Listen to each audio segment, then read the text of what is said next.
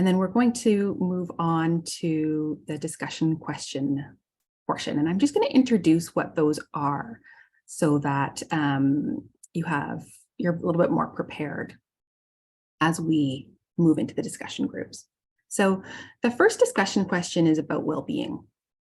So it's, how can you support your colleagues and/or event participants to help them achieve greater well-being? And consider a tangible change to systems and processes. So that's kind of the key there. And then the second question is about sustainability. And that is, how can you support your colleagues and/or event participants to help them achieve more sustainable business practices? Consider a tangible change to systems and processes. Okay, so similar questions, one about well-being, one about sustainability. So I'm going to introduce our Western Canada ambassadors in a moment to briefly describe an example of how they would answer one of these questions, so you can have a little bit more context. And then after that, we'll be automatically breaking you into small discussion groups of like 4 or less. And you'll have 5 to 10 minutes to digest that material, discuss, and connect. And then at the end, we'll bring everybody back into the main session, and I'll be asking everybody to share some of their key ideas in the chat and hopefully probing a little bit further, along with some additional Q&A.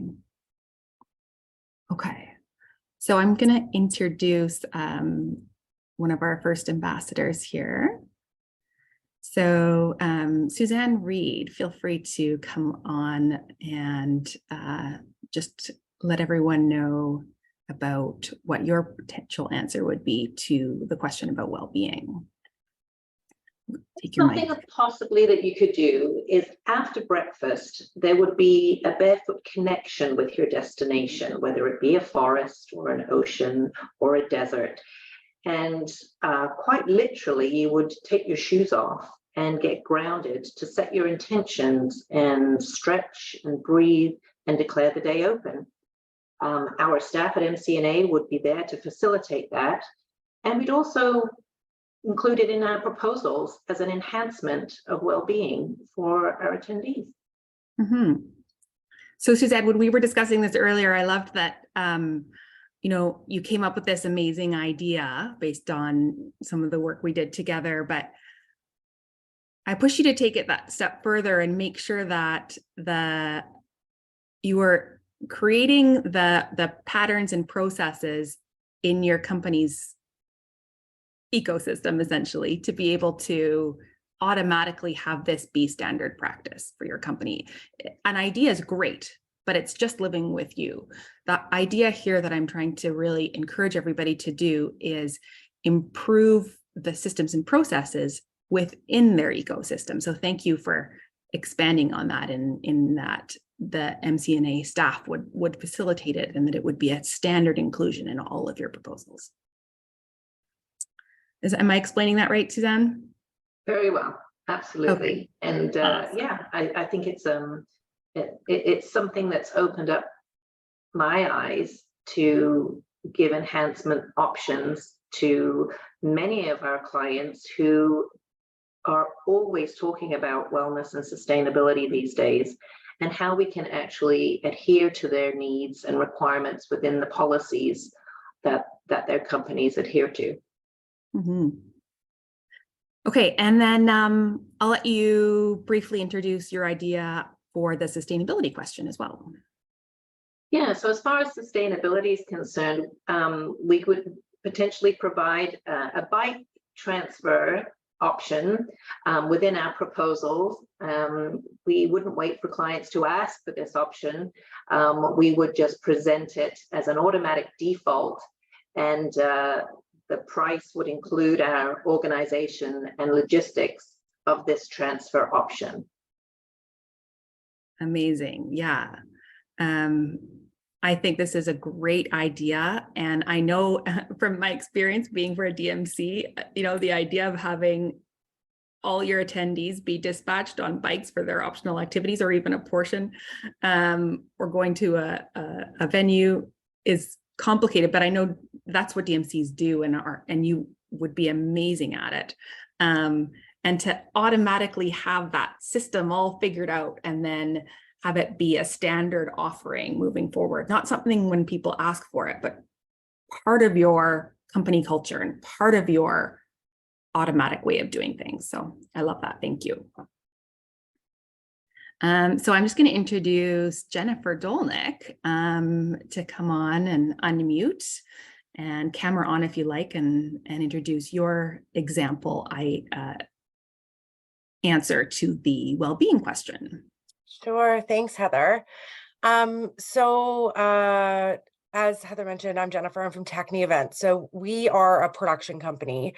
And one of the things that we do and we look at when it comes to whether it's a gala or a conference or any style of event is how people feel when they walk in a room. So we always look at how we adjust lighting and sound as guests are walking into the room. As you can imagine, coming from whether it's a busy reception or entering into a room, whether it's in the evening or the morning, the way you feel when you walk in really kind of sets the tone and how you feel through the rest of the evening or through the rest of the day. So we like to start off with more soft lighting and more calming, music. So that's what we talk about to any client that we work with right from the get-go of building that energy up, starting at a bit of a lower level.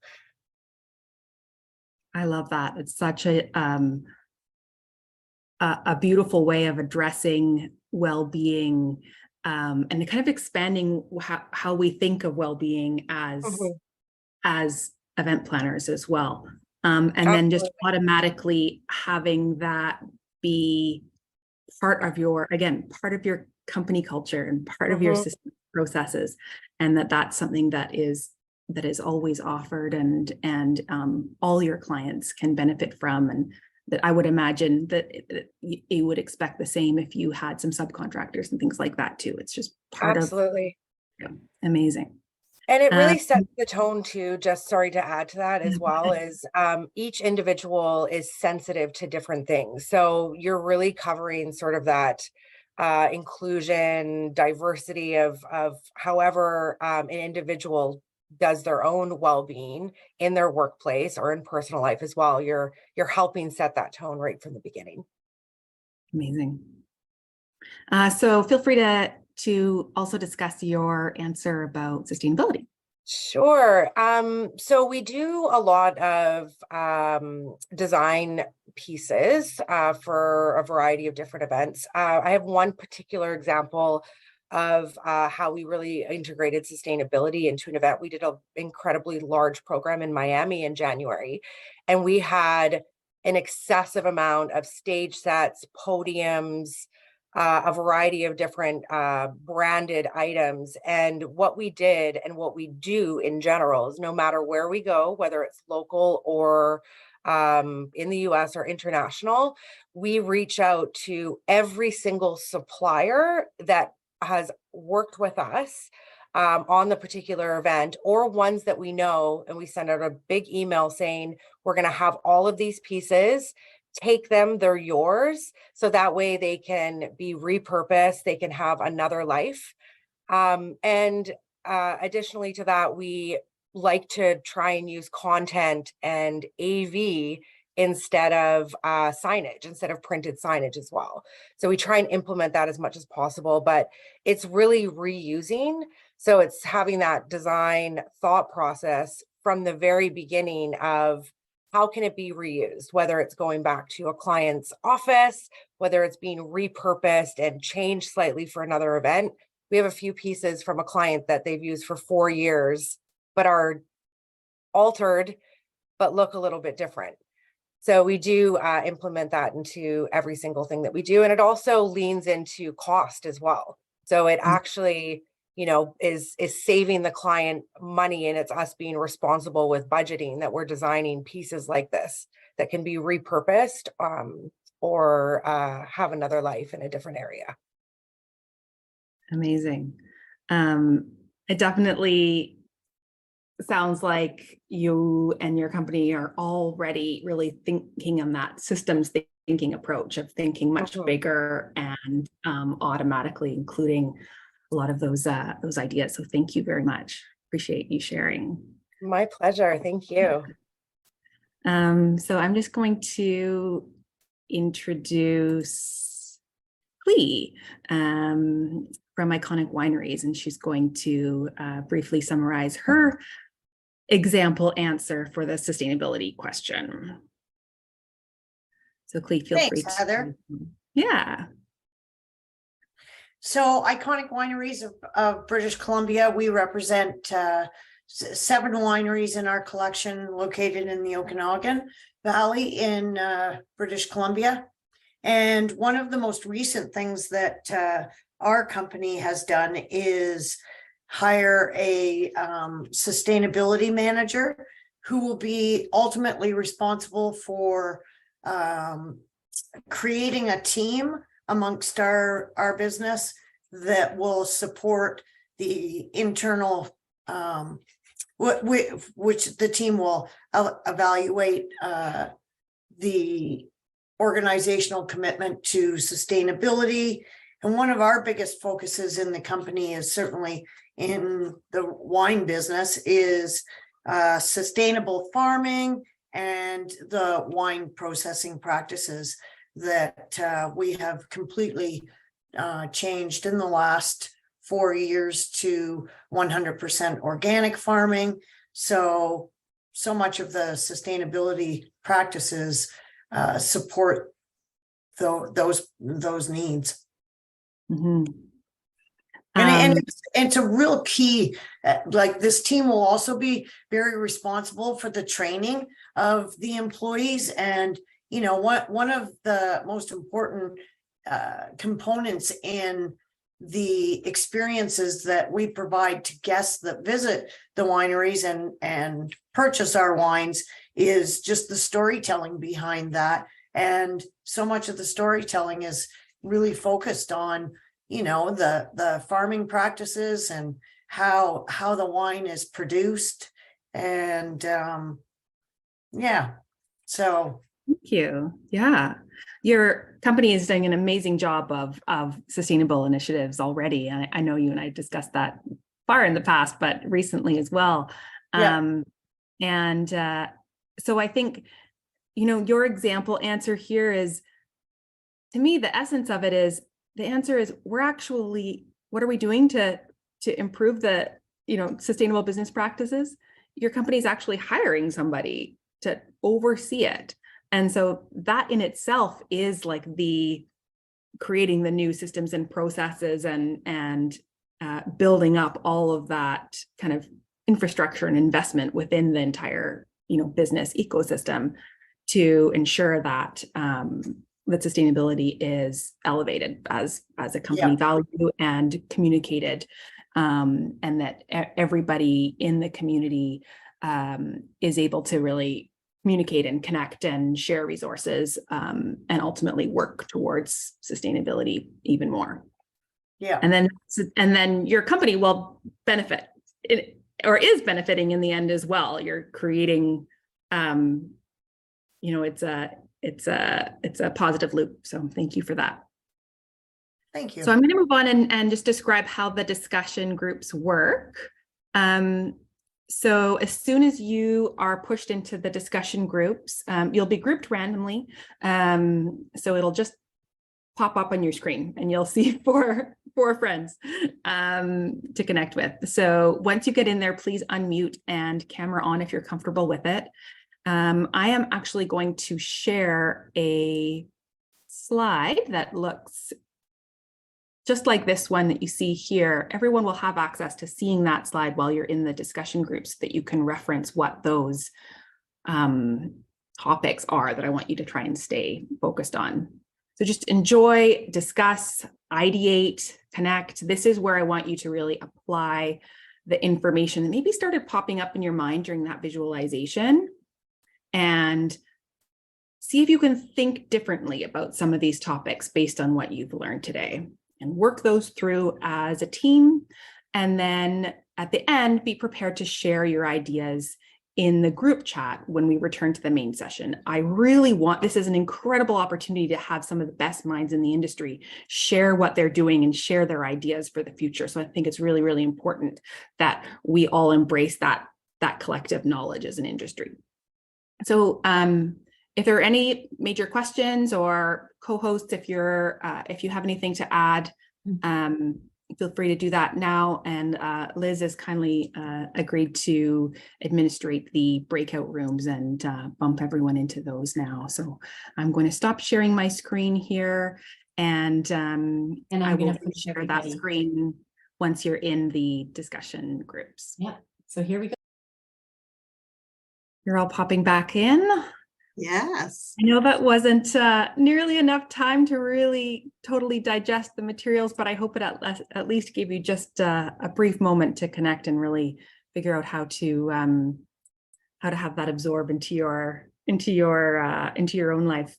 We're reaching the 10:30 mark, but I would love to hear your ideas. So as we leave, please go ahead and type in what some of your best ideas are as a result of this workshop.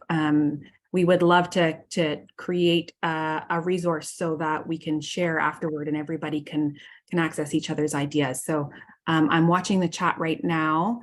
And for those of you that need to drop off because it's 10:30, I did want to let you know that I'm going to be sending you all a link in the chat here to a parting gift by Tommy Hanley. She's our lead facilitator for Nature's Boardroom in Toronto, and she's recorded a breath work, 10 minutes of breath work where it's oxygenating your blood and making you feel energized and focused and intentional for your day. So when we can't get outside in the real forest, where this is all virtual today, I wanted to leave you with that gift. So I'm going to share the link in the chat. And if you have a moment, please go ahead and listen to that before you move on with the rest of your day, or feel free to resource it later. And in the meantime, please write a few of your ideas into the chat.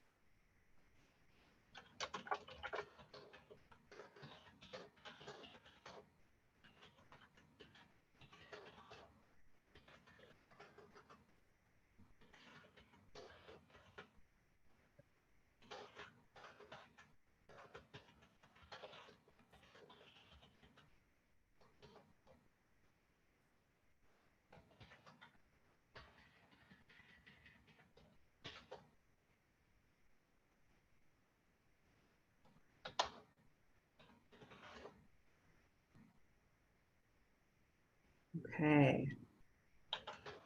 I'm just trying to share that file with you here. Thanks so much for joining me. I hope you've had a beautiful.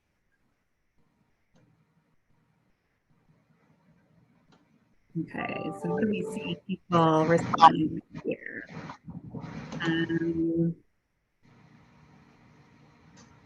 Okay. Chris says that walk and talks are more movement incorporated into events. So that's Chris's idea. Wonderful. Thank you, Chris. Yes, I think I agree. We can't sit in chairs all day long. It's just too much. And Liz has walk shops. Walk and talk meetings can be done with breakout sessions. It promotes ideas. Thanks, Liz. That's that's Liz Holtby. Thank you so much. Yeah. Deborah says more white space, time for people to think, whether in an office or during an event. I agree. People need to digest their own information. I think that's good. Really important for well-being. Inquire about food rescue options and reduce food waste.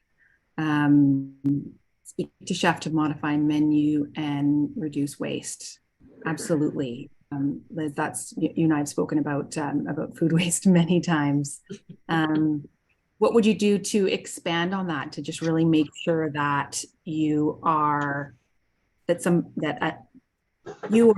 your clients, how would you suggest that they take that further and ensure that right from the beginning, to speak with who Yeah, who you're dealing with right from the beginning when you're working through menus and working with chef to see how you can modify, be it just reducing, and also focusing more on plant-based versus going more meat, just reducing. And then for access food, what do they do? What do they do with their food? How are they working with other charities? And if not, how can we offset it? Because I've seen the food waste, 1/3 in the world is food waste. It's just it breaks my heart One of for the food biggest waste. impacts we can have on events, for sure. And little things, think of one event, the little things we can do all add up in the impacts, especially with food waste. And it's educating again from the beginning, though, asking those questions from the beginning for the RFP stage on both sides to have an understanding. Absolutely. Gwendol says, love using the facilitated human camera exercise, which encourages people to contemplate nature with a beginner's mindset. That's wonderful. Gwendol, if you're still there, feel free to jump in and just describe that a little bit more if you're comfortable doing that. I know we're done the session, but for all those people that are still interested and still on, happy to continue the chat here. It's a simple exercise. Essentially, it is pairing people up usually in a space where you do have some access to nature or plants, and one person in the pair has their eyes closed and the other one guides them to something that they would be interested for them to see, and then asks them to open their eyes, as they've been guided into the right place, and then you're set with a scene, and then you have a discussion about what you saw and how you responded to that. And so it really creates an opportunity for a dialogue about looking at space with new eyes, and also just an intentionality between the two participants. So it can be a really good starting point to get people to know each other and get in tune with the environment around them. Nice. Our next walk, Gwendol and I have been doing walk and talk meetings since before I started having them as a company, but let's do that during our next one. Nice. Yeah, thank you. Does anyone have any comments or questions about that? Okay, I'm gonna just such great information sharing. I love it all. It's so good. inspiring. I'm just gonna keep sharing as more ideas come in, and people are welcome to stay on. Liz Holtby, step challenges, but design extra steps into program design. Yeah, I've actually was approached by a company. I can't remember the name of them, but they will task you with a team with counting their steps, and all those steps go towards gaining points for planting trees, and then the company will plant trees for you. So it's a really nice way to encourage everybody to get out and walk. And then their motivator is that give back as well. It's pretty cool. Anything else you wanted to mention about that, Liz Holtby? You good there? Oh, sorry, no, but it's just our group. Oh my gosh, the time flew by so fast. I wanted way more time, but it was about we talked about the step challenge, but making sure that it was integrated into program design. So it wasn't just about aimlessly running around the hotel for no reason, right? It's actually incorporating some program design in that promoted more mobility, more steps. So even a 5K run or walk at 7 a.m. at the beginning of every day that somebody leads, to learn not only about the destination that you're in, but also to get some exercise. Awesome. Thank you.